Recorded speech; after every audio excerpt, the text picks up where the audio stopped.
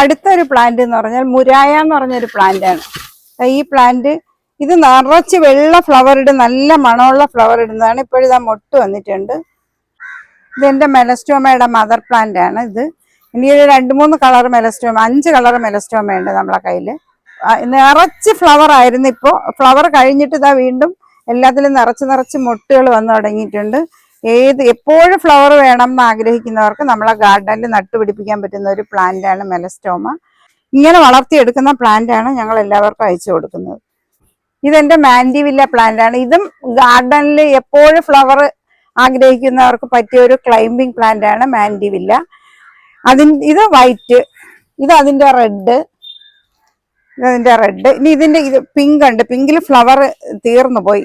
ഇത് dahlia plant, നല്ല വലിയ ഫ്ലവറിന്റെ. ഇപ്പൊ ഈ 2 കളറേ ഉള്ളൂ. ഒന്ന് നല്ല വയലറ്റും ഒന്ന് വയലറ്റിലൊരു വൈറ്റ് ഷെയ്ഡ് വരുന്നത്.